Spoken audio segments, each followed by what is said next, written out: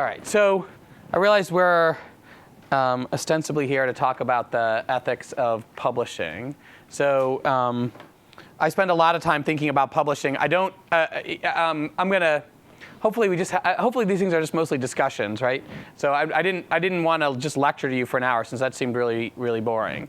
So in thinking about what to talk about, I see there's three major I think important things that come up in thinking about publishing that are not perhaps obvious, right? I think the obvious stuff that people think about when you're thinking about publishing, we'll spend 2 minutes on, and that is, don't make shit up, don't leave shit out, and don't overhype your results, right? I mean, that's all. It's all very obvious. If you have to be told, if you don't already know that stuff, and if you have to have someone tell you it, someone telling you that for an hour isn't going to change your point of view, right? I think that we're, what science publishing is about communicating science honestly. And I think that the challenge that I really want to spend more time on today is thinking about the ways that the role that science publishing plays in our careers affects the way that we interact with science publishing. And this is really something I've thought a lot more about because from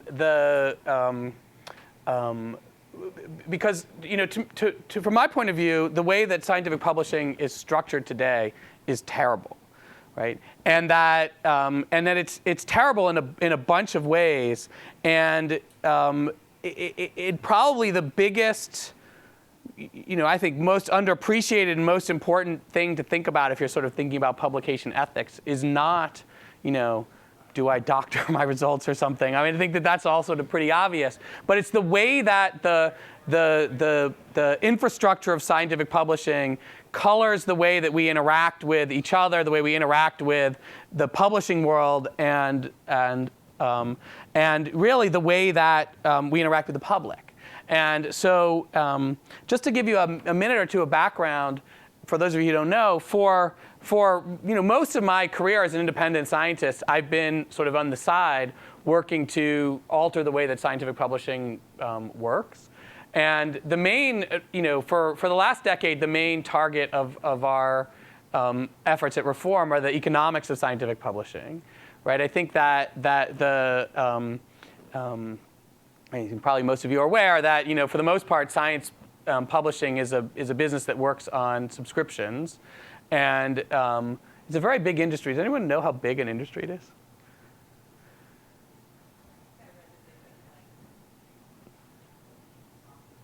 Yeah, it's probably a good estimate. It depends on exactly what you count. I mean, nobody agrees on what the universe of science publishing really is. But if you count the sort of industry sector defined as science, technology, and medical publishing, it publishes about 1.5 million papers. There's about 1.5 million papers published a year, and the revenues in that industry are about $10 billion. So it's a very, very big industry as things go. That's about maybe around 5% of the total expenditure on research and worldwide, although that too is a little bit hard to quantify, is spent on publishing. And that's a pretty large figure if you think about it, right? So the fact that it's such a big industry actually, in like most industries, it's got its own logic and imperative, and it's the way that it works is not necessarily the way that you would want it to work if you were designing things from scratch as a scientist. So, the target of what we've been trying to alter, and what I think,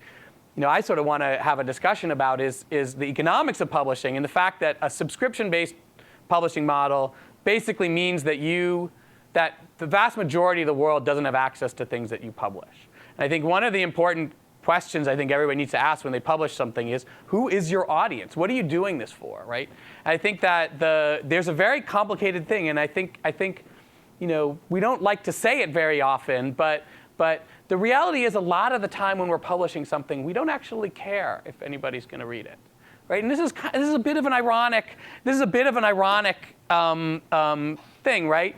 I mean, we think about it in the ideal world of science. In the ideal way we describe science, and sort of, if you're describing it to your grandmother or something, she's not a scientist, so she doesn't know. But we do all these experiments, and then we write a paper, and our whole purpose in writing a paper is to communicate our results to other scientists and other people around the world, and they're going to read our paper and be inspired by our ideas and our data, and go off and do other experiments, and then eventually, somewhere down the road, a chain of experiments is going to lead to some new great discovery. We're going to cure some disease. We're going to invent some new technology that's going to make life better. Or we're just going to learn something really cool about the world, right? I mean, that we have this idealized view of science in which we do things and then they're communicated to the world. And then the primary means of communication is our publications. And that, therefore, the chain of sort of progress in science is connected in a very obvious way through publications. But what's not said in that point of view, and what I think is probably the most important thing to think about in publishing, is that there is another purpose to publishing that, in most cases, in my experience, tends to override the primary motivation of publishing, which is we use publishing as the primary way to build our careers. And I think that if you gave most scientists a choice between writing a paper that was going to be read by 1 million people and writing a paper that was going to be read by no one but have a really great citation on their CV, no, I'll ask you, what would you choose, right? It's not as obvious a question as you'd like it to be, right? Everybody, I think, would like to say, of course I want people to read my paper. Of course I want to cure, I want my work to lead to some ultimate cure. But the way we structured our careers in science, that the ability to give that answer often involves some compromise, right? At least in our heads, it involves some risk to our progress in our careers and so forth. And so I really want to have a discussion about that central issue. And I would say that all the things that normally come up when we think about ethics in science have to do with that same problem, which is that if you look back, I've been a practicing scientist in one way or another from graduate school or so forth for about 20 years. And periodically there are flare-ups where people have done really untoward things in their publishing, right? They've made up data, they've falsified information, they've left out crucial information that would have falsified their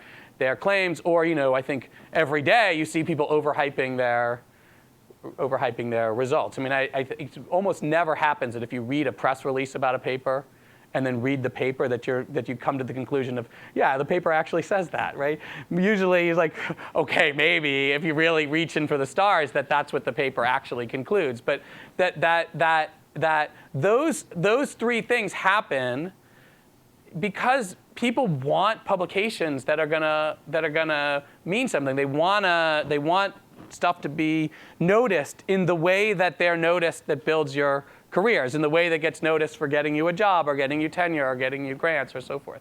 And so, from my point of view, virtually all the sins in science come from the fact that we or the sins in publishing come from the fact that we rely so heavily on publication to advance our careers. And this is not necessary. This is the result of choices that we all make every day in terms of how we go about publishing. So, okay. So to open this up to make this more of a discussion and less of me just blabbing, because I will blab for an infinite amount of time if given the opportunity, so how many of you would publish in a journal that had essentially no meaning to the name, where the citation meant nothing, but the paper could be read by anybody in the world and would get out to the universe, versus how many would you choose that option over publishing a paper in Nature, for example? Okay, great. Why? So that's great. I'm glad. So I'm glad there's not zero. So why? I don't care. I don't care about publishing something in Nature. Maybe it doesn't give me personal meaning. I don't know. I'd rather have my work. I'd rather share my work with other people, and hopefully my work is good and it doesn't need to be validated by Nature. Yeah. But. So this is great. I mean, I think this raises an important point, which is why, like, it's a really weird thing that we've essentially abdicated, or even often abdicate our own self-evaluation of our work, let alone the evaluation we do of careers, to journals, right? And I mean, I think people don't generally appreciate that we've done that. the extent to which we've sacrificed, basically, you go up for tenure, right? It's amazing how often the title of a journal in which you published comes up as a discussion, overriding the fact that everybody has ostensibly read the actual papers. That somehow we've lost the ability to think we can judge works on their own merits. That somehow it has to have been validated by a journal who's done nothing, right? There's nothing magic that happens at a journal. At a journal, it's just some other people who've read the paper and come to some largely not very important for them decision about whether to publish it, right? When you review a paper, it's not life or death as to whether you get that paper, that you say that paper should go into Nature or not. And you put far less into that decision than it really warrants, right? The decision has, considering how big an effect this has, at least in people's minds about how they get jobs and careers, the actual decision itself is done with relatively little seriousness in my mind, right? It's you will probably submit the same paper, same 10 papers to a high-profile journal 100 times, and the one that got published would be different very, very, very often, just because there's a high degree of randomness. You had a question? I have more of a couple of comments. So the first is that I'm relatively new to the field that I'm currently in. Yeah. And what I'm trying to study is a relatively undescribed phenomenon. And so I've had the papers that I've read about this phenomenon have been in really low profile, but largely open access journals. And those papers are really cruddy. Yeah. So there are a lot of cruddy papers. This is undoubtedly a problem in the world. Although I didn't raise my hand that I would publish in a completely open access journal rather than Nature, one of the reasons I wouldn't publish in that format is that if it's a completely unrecognized journal, people are likely to skip over the papers because there are so many papers to read that we have to choose. Right. So this we have to have some sort of filter. First of all, this is a big problem. So one of the things I want to say was that like, okay, so this issue about access to papers, who can access it and so forth, while not a solved problem, is a problem whose endpoint is actually probably pretty clear, which is that things are trending in a million different ways towards a world where basically the whole scientific literature is going to be accessible. So rather than argue the merits of that and so forth, I think I actually want to talk about what are the remaining challenges. And one of the remaining challenges is this, which is with 1.5 million papers published in the world, how do you find ones that you trust? And how do you find ones that that are believable? And how do you make sure, right, that your papers actually are trusted and believed and read, right? That's what, like at some level, what you really want is you want to get credit for your work.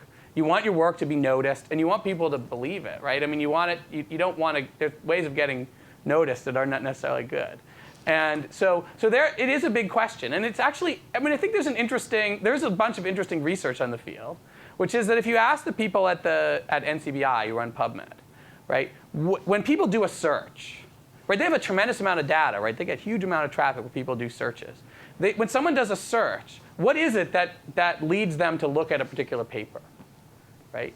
So if I asked you that question, and like, if you did a search? If you did a search at PubMed for a particular topic, and you got 20 results, right? That's what shows up on the front page if you don't change your default settings. So you get 20 papers that show up. Which ones do you look at? I probably spend way too much time by clicking on all of them and reading the abstracts and then deciding based on the abstract whether I'm interested in the papers or not. Okay, but so you do that if it really matters, right? So if it really matters, if it's a topic you really care about and you're really not just gleaning for stuff, right? Most people do exactly that, which is they actually look at all the abstracts of all those papers and come to some decision. Now, what do you think affects their decision the most about going on to the next step of actually reading the paper? I don't know. I think I'm odd in that. I really hate overhyped science. So seeing that a paper is published in Neuron or Nature actually kind of turns me off. Yeah. Well, you're not alone, actually. I would be thrilled to publish in those journals, but I really dislike forming conclusions based on too little data, and I feel like that's something that you're not alone in coming to conclusions. Actually, the journal title plays far less a role in affecting how people are going to click through papers than you would think, right? That people look at the abstract, they look at the authors, they look at some other features, and they don't actually. It's not actually true that they're much more likely to click on a high-profile paper, except in one circumstance, which is when they're doing really generic searches, right? So the more a topic you're searching for is close to something you know about already, then the less likely you are to care about the journal title. It's only when you're looking for something very generic, as you tend to do when you're coming into a field you don't know very well, that people use the journal title as a primary sort of predictor of their behavior. And it all makes a lot of sense, right? If you know who the authors are, you know in the field, you know how to judge this just by looking at an abstract, whether something seems interesting or not, that's fine. But if you're coming into a completely new field and you're given a bunch of papers by people you don't know, often in journals you don't even recognize because they're not part of your field, that's when people tend to gravitate for the high-profile journals the most. And that's not a trivial thing, right? You don't want to just be speaking to people who are directly in your field. You want to reach a wider audience, and there is evidence that it matters, right? So so that's one issue. And then there's the question you raise, which is how do you tell if something's actually good or not and worth reading?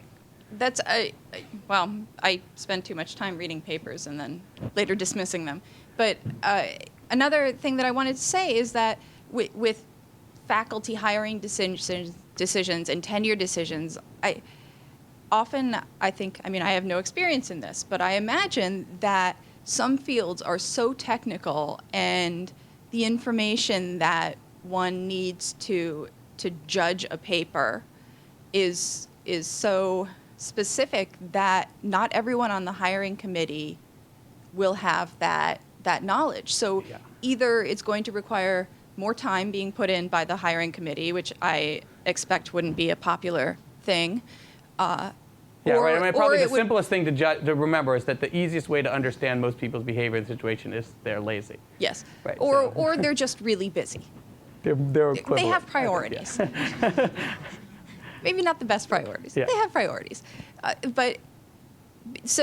the other option is to rely on things like journal titles, which are pretty arbitrary. So I'll ask you a question. Like this is one thing I find very funny in talking to people, which is how much people think that journal titles and things like that matter in hiring and promotion. I mean, I'm reminded every time I talk about this of a great study I remember reading about when I was in college, which is that someone did a study where they took like the Sports Illustrated swimsuit magazine, right? So something that would not be considered pornography, but which is sort of somewhere on the racy side of things. And they went around, they asked a bunch of people, does this offend you? Right? And the answer is like maybe 10% of the people say, yeah, I find this kind of offensive. But if you ask people with the same content, you say, does this offend your neighbor? Then like 90% of people say it offends their neighbor, right? That is, there's this humongous disconnect between what people actually think about something and what they think others think about something. And I find the same thing happens with publishing. When I first got hired at Berkeley and was also just starting PLOS, I had all these people, these senior people in the field come to me and say, you're crazy for doing this, right? You're just, you're never going to get tenure. Your postdocs are never going to get a job unless you publish papers in Science and Nature and Cell. I was told this by people who'd gotten jobs at Berkeley without publishing papers in Science, Nature, or Cell. Their own experience was considered to be irrelevant next to this idea that publishing determines everything you do in science.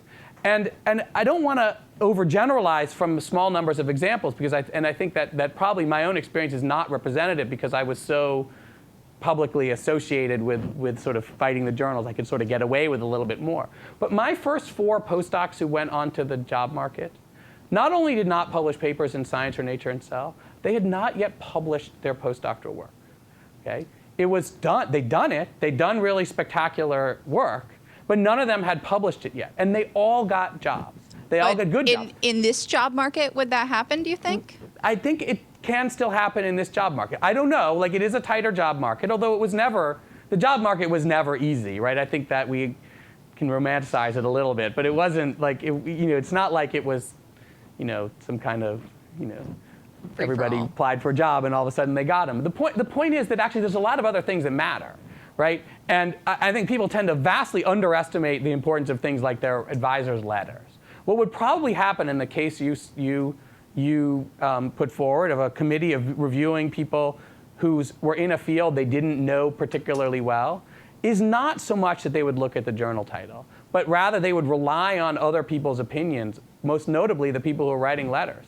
And if they know them, and they're prominent people who they believe they can trust, that weighs way, way, way more than even if those were Nature papers that they had published in a technically. So are you saying I made a mistake by being a postdoc in a lab of a junior professor? No, it's not necessarily junior professors. I think maybe, often senior people have already squandered their reputation, right? There's a lot of people like, oh, they write nice letters about everybody. Well, I can't believe any of this crap, right? If you've read 20 letters from somebody and every single time it's the best postdoc they ever had, you get a little suspicious. And that happens routinely. I think it matters a little bit, and it probably is true that the less prominent a person you work for, the less prominent institution you come from, the more it matters where you publish. I don't know data to that effect, but instinctively seems like it makes the case. And I'm not trying to argue that these things don't matter, right? It's one of the challenges people face is how do you do this? How do you navigate a world in which publishing in the high impact journals not only involves I would say a sort of compromise of the general morality of science, which is not necessarily your job to fix at every moment, but often involves a kind of compromise of your own. I don't know, it feels dirty often to try to do this stuff because it involves sort of selling your own stuff, right? Publishing papers in Nature often does involve overhyping your own work, right? It's part of the business is to try to make a really sort of sexy story out of something. It's not every paper can you understate it like watch an encrypted DNA and get away with it, right?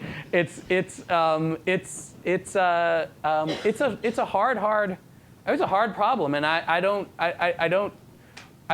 envy people having to navigate this world, but I do think it's important to understand it a little bit better than I've experienced people as thinking that there's a just sort of world out there in which the only measure for success is publishing in high-impact journals. I like your answer to this question because I'm surprised at the extent to which people, in publishing more than anything else, are willing to say, I'm basically selling out to the world as it exists today, and not willing to sort of fight for science to function the way I think it should. At the same time, there are more and more open access journals, like the PLOS journals, that are getting really good papers. And I think the more high quality papers that go goal has always been to make this choice easy for everybody, right? To make it so that you don't have to choose really, right? Was to get rid of this problem that people are facing.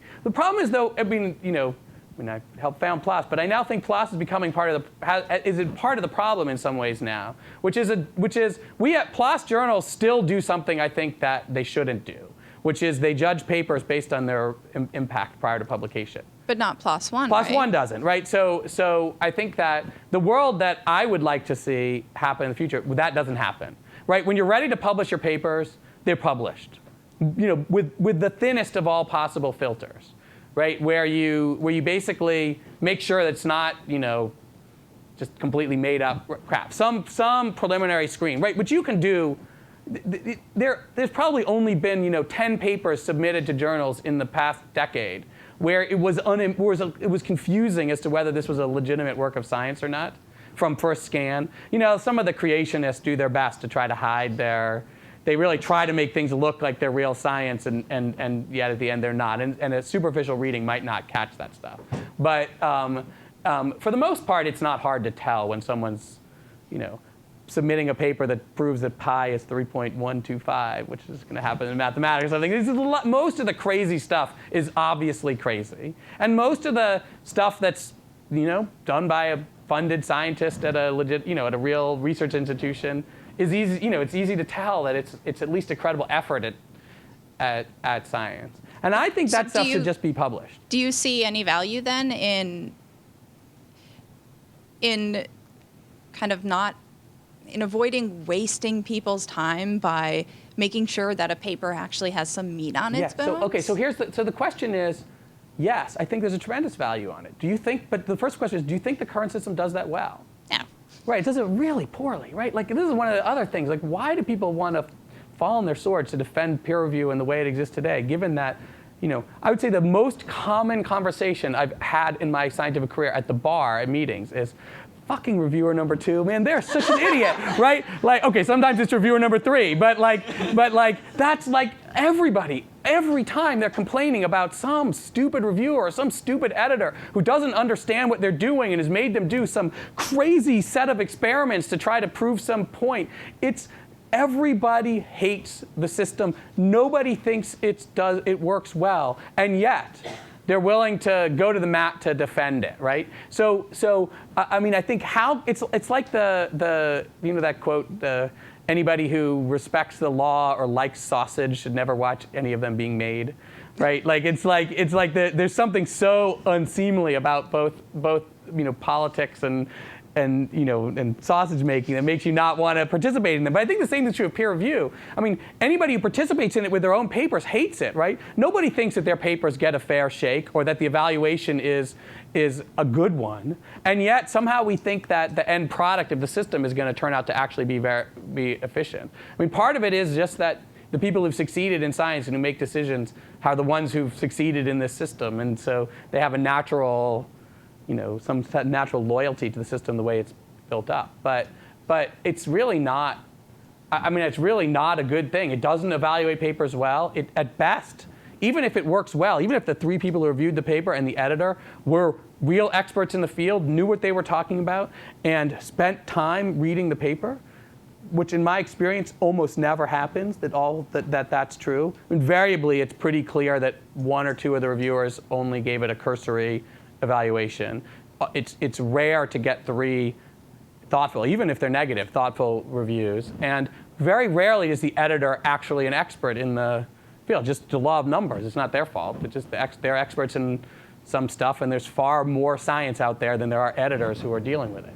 And so the system itself is not good at recognizing works. But even if it were good at recognizing the importance of really accurately measuring the opinions of 3 smart people in the field, it's all at the time of publication, right? A Nature paper is a Nature paper forever. And no matter if it proves to be wrong, which something like 50% of papers that appear in Nature are proven to be within a very short period of time. Not because people are doing, not because of any, it's not because they're not fraudulent, there's nothing wrong with the science, it's just that that's what happens at the sort of cutting edge of science. And most stuff you come up with is wrong. But yet you never know that by looking at the citation, right? The paper is a Nature paper forever, and that's it. And the same thing's true for Nobel Prize winning papers that were published in obscure journals. They're still an obscure citation. I mean, $1.5 million can solve a lot of wounded pride. But it's a problem with the way we work that it's a pretty poor assessment, right? We record the assessment in a pretty clumsy way, right? Here, maybe this is a question to ask you guys, which is, forget about the system as it exists today. Forget about what it would take for your jobs to, what you have to do to navigate your careers. If all the journals disappeared tomorrow, which would be the best thing to ever happen, but if all the journals disappeared tomorrow, right, and we had to reinvent scientific publishing from scratch, what would it look like? What's that? Yeah, but so for example, would you create 10,000 journals with weird titles and use them as the way you record the opinion about what a paper means? Right? You would have to be insane to come up with a system like that, right? Imagine if Amazon reviews, there were 10,000 different categories in which you could place the review of your work, right? There was a category where you said something that basically like, weird red-colored machines that are larger than, a box of shoes but smaller than a refrigerator that run on 220 volts and, are supposed to make some kind of pinging sound that don't work. Right? That's basically the type of journals we have. Incredibly obscure. They're relevant to a very small audience. That what you're encoding in the title of that journal is, some bunch of people happen to think this paper might be interesting to this group of people in some subfield, and it's better than half the other papers that might have been pinged into that group. But we're not telling you why it's better. We're not telling you why you should be interested in it, just that you should be interested in it and go read it. It's an awful, clumsy system for recording that information that you would never have created from scratch, right? It only exists because of history, right? And a lot of these things we only exist because of the history of how science publishing came about, and the fact that all these journals, or many of these journals, came into being when printing, when there was a physical limitation to how you could distribute information, which no longer exists. So surely you wouldn't invent that system, right? Like, how would you do it? How would you want to, there is value, right? You don't want to just throw 1.5 million papers into the pot and say, good luck, right? That wouldn't work, right? Not because you would have trouble navigating your careers, but you'd spend your whole lives trying to find the right papers, and you'd waste a lot of time reading it. But every time you read a paper, right? Every time you read a paper, you're doing something useful for me, right? You're reading a paper and you're thinking something about it. That is totally lost at the moment, right? Every time, the number of times papers are read compared to the number of times they're read during review, right, is just not, it doesn't even compare, right? Papers are accessed, good papers are accessed hundreds of thousands of times, but even sort of, modest papers that aren't making huge, they're often downloaded and looked at by people hundreds of times. And that dwarfs the number of times that they were looked at during review. And yet almost nothing good comes of any of your looking at the literature after it's published, for example, right? There's nobody in the world besides you and Google who knows what papers you've read, and which ones you think are good, which ones you think are bad, which ones you think might be useful for people in your field, which ones you think might be useful for people in some other field. That information is completely lost. And if we could just figure out some way to harvest that, we'd be a lot better off, right? And if you want to record your assessment by saying, I just read this paper and I think it would be really great for the Journal of Insect Physiology. If that's how you want to record the decision, fine, if you want to look like what we looked at now. But one big problem is we just lose all this information every time someone reads papers. Far, far, far more useful than the information we get at review in most cases. And then second, we record it in a really stupid way. And third, of course, most people still can't get access to all this literature. And all those things are totally unnecessary, right? And when you affect how that happens when you choose where to publish your papers, right? Every time someone sends a paper to Nature, a puppy dies. No, but every time someone sends a paper to Nature, you're promoting the system continues, right? It is hard. It's one of these classic problems in moving the world forward, which is that people's individual optimum is not the same as the global optimum. And you're navigating a system, you have to navigate the system as is given to you. And it's not always really in your position to change it. And so how we get from A to B is still unclear. Yeah, and back. You want to pass the mic back? So given how problematic the system is, I think most people know it and agree it, and how soul-sucking publishing can be, how do you retain your personal sense of satisfaction in your career? I haven't met many happy academics, and the ones that I have met, all two of them. I'm a happy academic. All two of them are, old and gray. So it's kind of, trying to assess whether. I'm not too sure I'm old. Sorry, but trying to assess, is this a career I actually want to go into? It would be helpful to me to see how people make it worth their while. So let me just say one thing about it, which is that I actually think that what academics often are whiners. That a lot more people are happy in academia than say it. Somehow we are a culture, we are a negative culture for a lot of good reasons. It's one of the things that we learn to do. One of the things that makes you a good scientist is being incredibly critical, right? So having an eye for what won't work and seeing, I think academics complain about their careers a lot more than is justified. I get to do pretty much whatever the hell I want to every day. I get paid for it very reasonably well. I could be making more money doing something else, but I would never have this kind of this kind of freedom. So it is annoying. The fields are annoying. The way the grant system is working is annoying. There's a lot of annoyances. But the fact is, most people who are in prominent academic positions could work in other fields, right? So it's not like it's something inherently bad about academia. I do think it's amazing, though, that most of the things that people choose to complain about, they're our own fault. Right? The publishing world, the grants world, all these things, we bring this stuff on ourselves. They're not imposed on us. These are things that are built by the scientific community. And yeah, sure, we have to convince Congress to give us money and things like that. But actually, we've been, in general, pretty well supported by society and so forth. And yet, we've sort of structured our academic culture to make ourselves miserable in many ways. And so I think the answer to the question, an important one, is, I think the way to survive, the way I've certainly dealt with it through almost everything I've done, is just to say, screw it. I am not doing these things that I think are stupid. I'm not gonna play that game. And maybe it means I'll suffer a little bit and I won't have as good a job as I would have had otherwise, or I don't know. It's hard to do the control experiment, right? And but I do think the way to not end up feeling like you're in soul-sucking hell is to just think things the way you want to do them, right? And write the papers the way you want to write them, and publish not the way you think some editor should write them. I mean, I can tell you, I've had the experience of writing a paper that I thought was cool, but not, it's not gonna. They're cool papers that are moving fields forward with really interesting results and ideas, but they're not going to win anybody a Nobel Prize, right? And the way the publishing world works, they go through some kind of system where somebody writes a press release about them, right? And I've read some of these press releases, and I'm like, ugh. Like it'd be like I'd feel just dirty to put my name on them, right?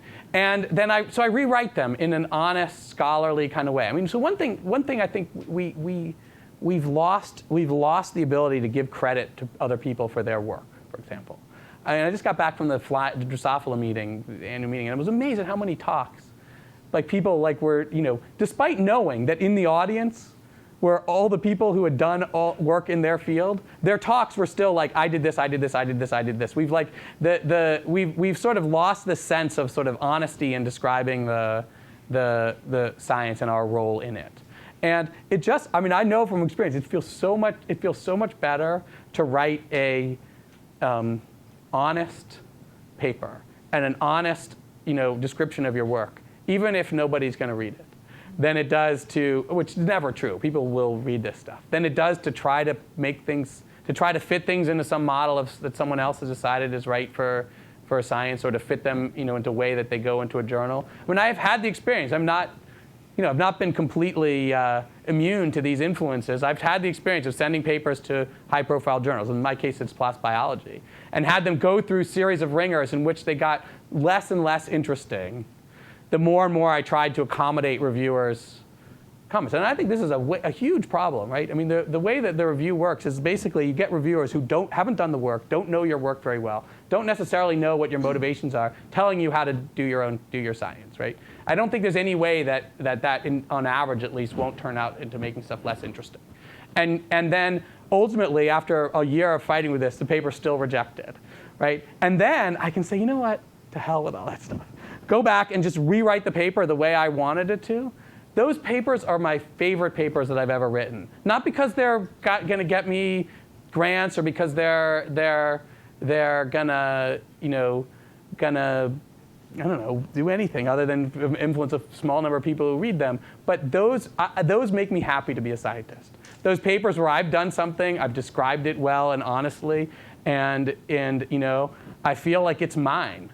Like, it's not a paper that was written by some committee, but it's a paper I wrote. And I think we do. The publishing world homogenizes stuff in a really, really ugly way. And if anything, science is heading more and more towards this, right? I don't know how many of you work in sort of more genomic-y kind of fields, but like the way that the science is being done with like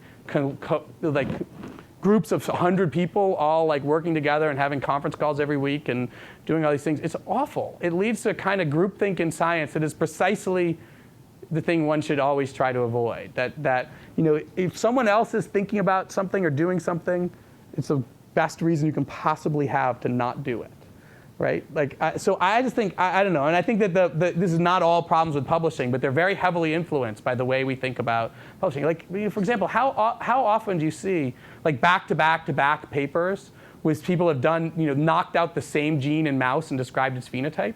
What a monumental waste of time and effort to have the world structured around sort of a first across the line race to publish something, right? Which often no one ever wins. So you get 3 people who cross the line. What have you done? You've just proven that 3 people can think exactly the same way after reading a paper that says something's interesting, and someone may win because their mouse facility was a little bit better than the other guy's mouse facility at getting their clones. It's totally ludicrous. And it's all a product of the fact that we reward people for having citations on their CV, not for making contributions to science. In terms of actually making contributions and disseminating your work and just having your work discussed by people who are more likely to kind of value it and integrate it into what they're doing, how would you think about publishing papers versus presentations at the Gordon conferences and Keystone conferences and so on, where you really intimately get into the, because sometimes it feels like the papers are almost like epiphenomenal. Yeah, usually by the time a paper is published, it's, most people who are relevant have already heard about it. I mean, not everybody. I mean, not everybody gets to go to Gordon conferences, and there are papers do reach an audience, but usually the story has been told before a paper comes out. I mean, I learn a lot more by going to meetings than I do by reading papers. So wouldn't that then imply that in some sense the paper publishing is just like a way of keeping score? You're really the important communication is happening through another channel. I think it's not fair to say that's true. I think it is fair to say that important communication happens through other channels, but there are still, right? Compare the number of people who go to a conference versus the number of people who are actually in that field. It's never, there is, no, even these mega conferences in some of these fields that have 20,000 people at them, they're that big because there's 200,000 people in the field. I mean, I think that it's not true that this sort of dark communication that happens in seminars and things like that suffices to communicate your work. It does matter. A lot of communication happens outside of that, but papers are still an important. Papers are still read and used, and I think you can't completely count on this other. Right, but I guess what I'm thinking about is, in terms of when you communicate something at a conference, to a field of to a group of experts in your field, you're going to get questions. You're going to be very specific about exactly kind of what happened. Yeah. When you're writing a paper, maybe you try to get it to, and you write the paper in a way that's actually for a slightly or significantly more general audience, and therefore try to have it in a journal where it's somewhat. I think as you probably experience, a good talk and a good paper do both of those things, right? Yeah. Like it's very rare that you see a really compelling good talk that is purely technical, right? That a good talk, a good paper, give you, really frame the motivations for doing something succinctly, usually in both cases, right? I mean, I think the same. I can't tell you. I'm completely bored with reading 4.5-page introductions to papers that feel compelled to give every possible relevant piece of information before getting into the actual meat of it. The same thing's true with the talk, and I do think. It's a different audience, but I don't think in general, if things are done well, that the content of those presentations is that different. Usually the paper has, if anything, more detail, not less than the publications do. What else? Yeah. You were saying, so at the individual level, yes, it is difficult to navigate through the system. But what if institutions promoted it? What if the UC system? Yeah, I mean, this is one thing I was going to say, which is that so the question is, yeah, the problem is when you have individual actors, and this is relevant to UC. I'll tell you why in a second. Which I just got an email yesterday about a UC effort to have an open access policy for the University of California, and there's a lot of faculty who want. So the policy would basically say you can publish your work wherever, but the university retains the right to distribute a copy of the paper for free, and will do so. We'll make the work available for free at a university-sponsored website, and the things that are under discussion in this, so in my mind, this would be great if it said, and there's no exceptions, right? You, as a UC employee, you're working for a public agency. Your salary is being paid by the citizens of the state of California. They have not just a right to access this stuff, but their reasons for promoting your research are to promote science and disseminate it as widely as possible. And therefore, it's a condition of employment that when you publish something as a UC faculty, it will be freely available to everybody. The problem is that the second that happens, somebody, or usually lots of people, raise their hand and start whining about, oh, well, my journal won't take my papers anymore, or I want to do this and that. And so they create an opt-out in which you can say, well, this has to be true unless you don't want it to be true, right? And so, of course, you do that, the system becomes useless. I mean, the whole power of creating a policy like this is to remove from the individual the responsibility of, basically to remove from their shoulders the burden of feeling like they have to choose between promoting their careers and publishing in ways that make stuff freely available. To say you don't have that choice. If we said to all UC faculty, collectively, the University of California is the biggest university in the world, right? If you count all 10 campuses together. And if they said, like, these faculty are no longer going to be able to publish in your journals if you restrict this from happening, there's very few publishers that would be willing to say, sorry, we're just never going to publish anything from the University of California anymore. And if they did, that would be the first step towards their irrelevance. And yet, if they know that the university if the faculty have an opt-out, they can say, well, just opt out. It's not real. It's not a real policy. You can still publish in our journals. You just have to tell them no. So there is going to be a fight. You can predict which side I'm going to be on here. But between sort of more conservative forces in the faculty who want to have an opt-out versus those who don't. And I think it's not just a sort of centralized control. I mean, these kind of things only work if you don't have a choice, right? I think that, for example, the NIH is doing this with making stuff available through PubMed Central, and it gets people fight against it, and it's not a perfect policy because it allows things to be delayed, but it's having an effect on publisher behavior, and because no publisher in their right mind is going to say, I'm never going to take papers from the NIH anymore, right? They have to craft their policies in a way that makes them compatible with this kind of stuff. And this is probably more than anything where you guys, as you go out into your career, can have this kind of effect. You should be pushing institutions to implement policies, basically to save you from yourself, right? I mean, it sounds kind of cheesy, right? You do have the power to do this on your own, but what you really need is for other people to do it too. It's like taxes, right? If taxes had an opt-out, right? Nobody would pay them, right? I mean, anybody, you can see already when people get powerful enough that they have an opt-out, they opt out, right? Very few people are like Warren Buffett and willingly pay their taxes at some level, right? So same thing's true with publishing. It's very difficult to unilaterally disarm in a fight, even if you believe me and that it's not as important as people think it is. It's inarguably important, and in a world where jobs are scarce and grants are scarce and so forth, it's I'm certainly not going to tell people they should do something that's not going to say you have no choice, but to do things the way I think. But if you had no choice, it would be the publishers and everybody else they'd have to conform to what's the right thing to do. And I think this sort of collective action through granting agencies and universities, it would be great if it weren't for the fact that granting agencies and universities are the least likely to do something bold and decisive.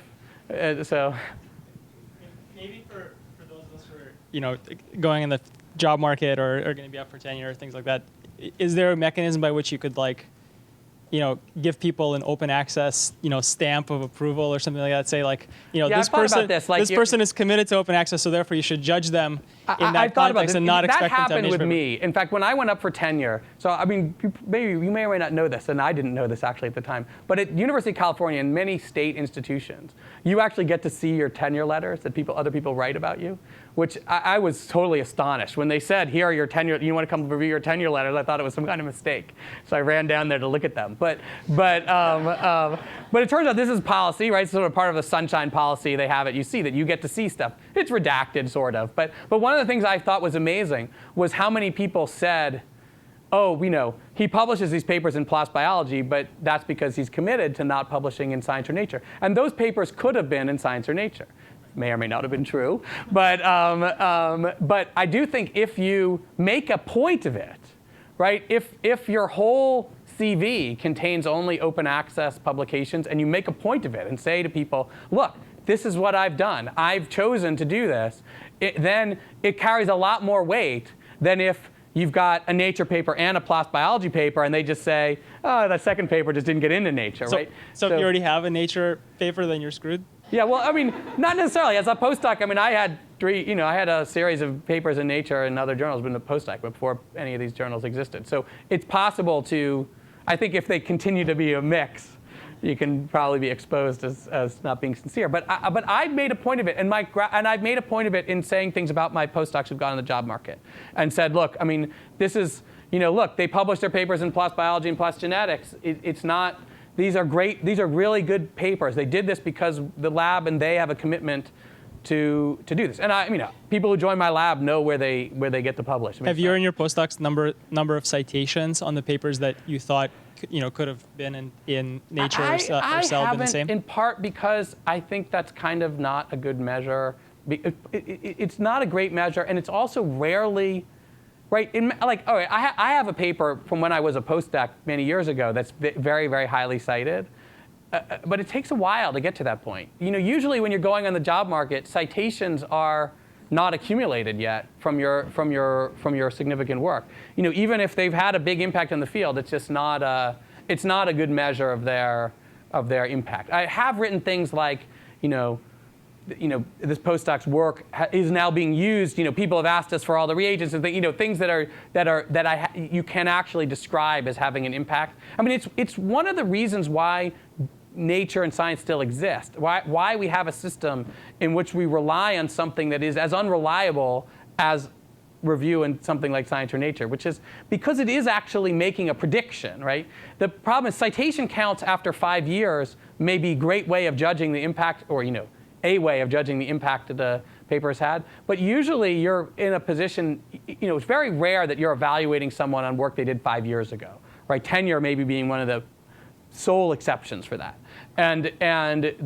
So in a job market, if you're selling yourself on the basis of work you did 5 years ago, you've got a problem, right? So it's you've got more recent stuff, and that recent stuff has not had that chance to go. You do see a lot of people listing things like faculty of 1,000 evaluations on their CVs, and they'll describe them. So there is a little bit of a movement towards using secondary forms of appraisal, but they're still too sketchy and too, there aren't enough of them. It's not reliable enough that every paper will have been evaluated. It's probably something like that is the future, but it's not there yet. Yeah. I think we were discussing journals like Science and Nature, but there are other journals that are of high quality, and they've established a standard in the field. So I'm a chemist, and when I go for a procedure, and I will go to Journal of American Chemical Society, because I know that their standards for publication of procedures are very high. Sure. And I know that chances are I'll be able to reproduce the work. So no, I think this is important. But again, what is to recognize what that is that you're judging, right? It's not the ACS who's established that standard, right? It's the reviewers and editors who are implementing them that have established those standards, right? Right. Well, the standards have been established over years. So when there were problems with reproducibility of data, well, they came together and say, well, what do we need to see in these procedures? Right. But again, the important point is that assessment is really useful, right? And I think there's a tendency for people to confuse a dislike of the current publishing system with a dislike of people being smart people coming up with standards to review papers, which is not true. The problem is, how do you come up with a way to replicate that system, recognizing that almost all the effort, the ACS is just providing the conference room where these decisions are being made in a virtual sense, right? They're not doing anything literally to promote the standards. It's all being done by members of the community. And the challenge that we have not solved yet, right? I mean, I think that it's important to acknowledge that a replacement for that does not yet exist. That would involve people publishing their works and then them being evaluated in the same way that they get evaluated in journals. Like I don't know my chemists, and in many ways the ACS is sort of the worst publisher on the planet.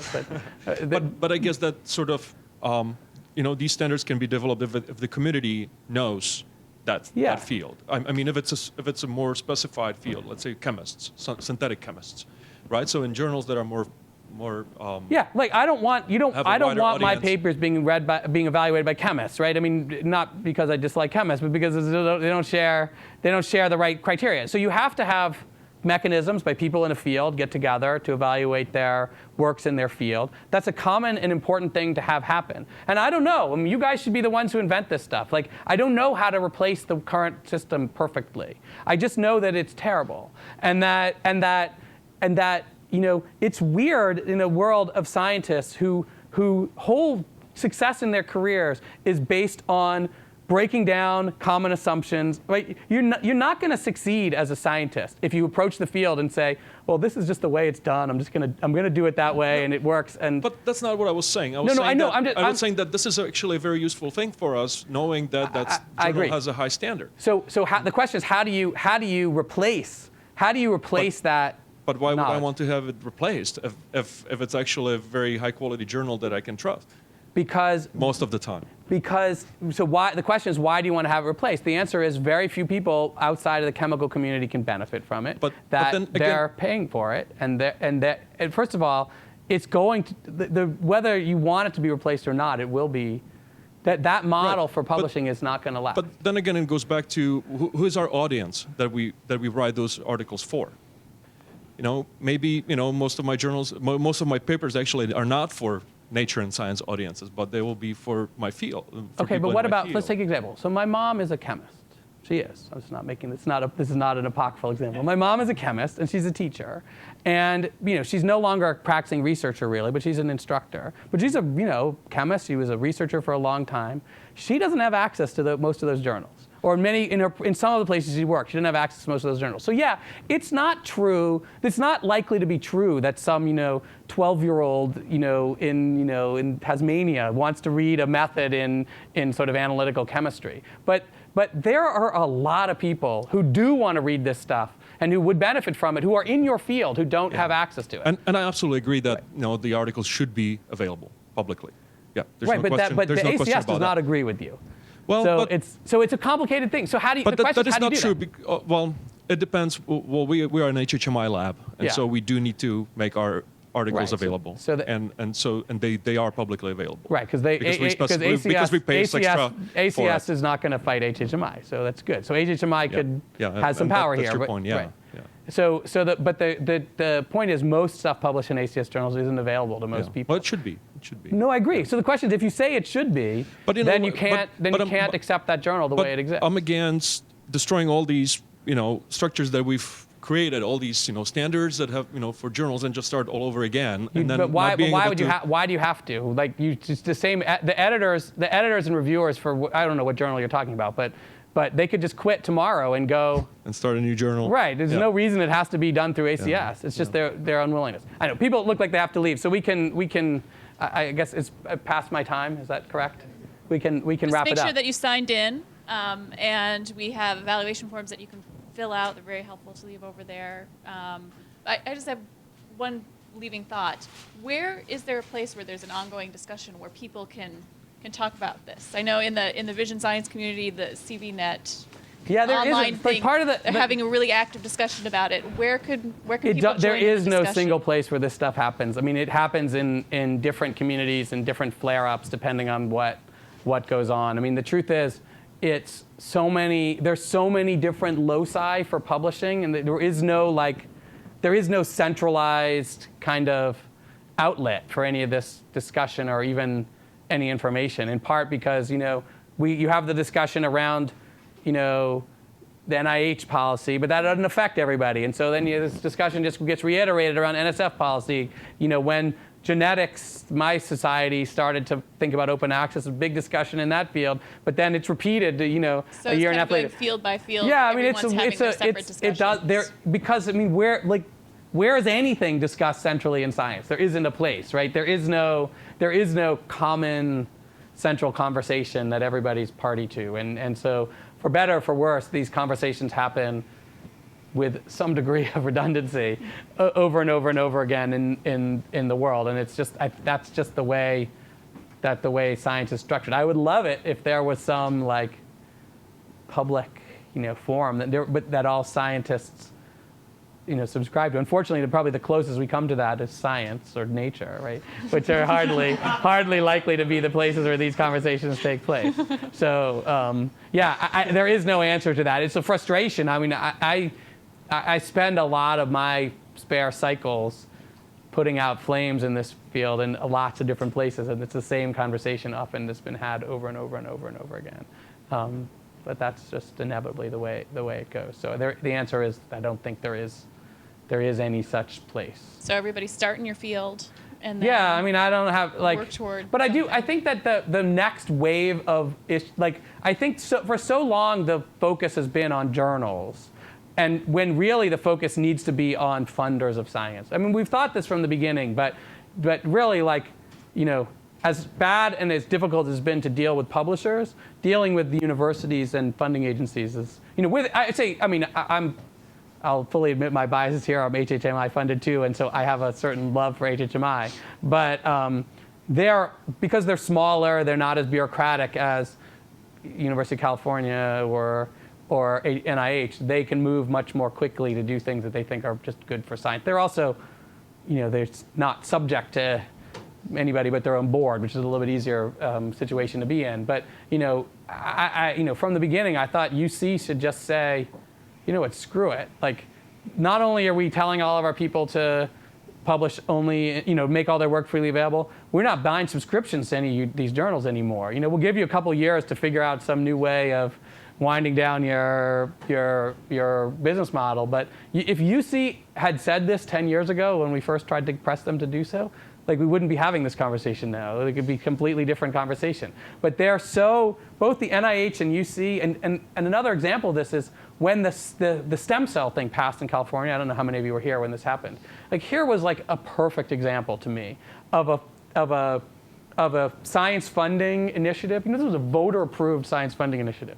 And the people who were implementing it were not willing to say, if you take money from the stem cell initiative, you have to make the stuff freely available to people in California. That even they were unwilling to do this. And they would say, well, people aren't going to take our money. And I'm like, are you crazy? People will take your money if you tell them to go run around in the streets naked with a balloon tied to your head. The money is scarce. The timidity with which the funders of science have stepped forward to acknowledge their important role in determining how their work is communicated has been fairly shocking to me and really disheartening. It's not at HHMI. I think many of you probably know that HHMI, Wellcome Trust, and the Max Planck Institute are coming out with their own new journal. It's going to be an open access journal. It's going to be highly selective, which is not exactly the way I would have wanted it to be. But anyway, it's going to be highly selective, but use a slightly different editorial. No professional editors, all academics. They're going to pay people to turn reviews around really quickly. They're going to forbid, which I think is actually not a terrible idea, right? Because actually the amount of time you spend on a review is short, right? People spend a few hours on a review. The problem is where you put it in your priorities.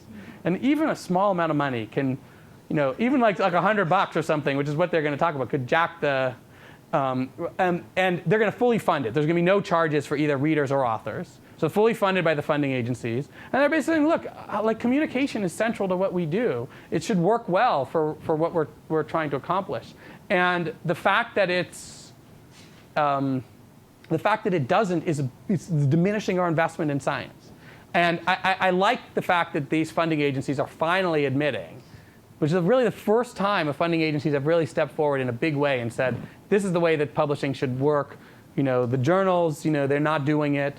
We're gonna go around them and do it our own way. And if all the funding agencies did this, it would be great. I mean, 12 years ago, 13 years ago, Harold Varmus tried to do that at the NIH and was basically, shot at by all sides, including by scientists who said, oh no, we have to publish in our journal. So I mean, I don't know. I think it's changing. I think that if the funding agencies really start to step forward and the university starts to step forward and do this stuff, then we'll be in a different situation. You won't have to worry about making these making these choices. You have to worry about, you should worry about doing good science. Like that should be the only thing people should care about. And the fact that we have to spend so much of our time dealing with other stuff is bad. Anyway, thank you. Thanks, everyone.